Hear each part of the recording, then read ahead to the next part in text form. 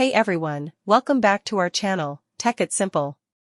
Today, in this brand new video, I want to show you how you can log into your Ultipro employee account. So, without any further ado, let's get straight into the tutorial. First of all, make sure you have a secure internet connection on your PC. Let's head towards our default web browser. For now, I'm using Google Chrome.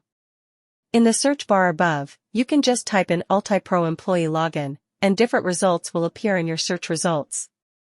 But for now, we want to click the first link, which will lead towards a page with this type of interface.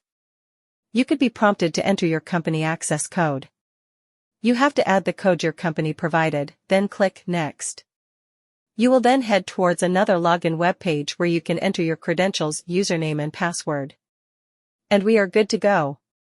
Click Login, and finally, you have logged into your Ultipro employee account. Thank you so much for watching, guys. We will bring more of this type of content in the upcoming days, so make sure to hit the like button. Also, do not forget to subscribe to our channel and set the bell icon to all. Feedback and queries are truly appreciated in the comment section. I will see you guys again in our next video. Have a nice day. Thank you.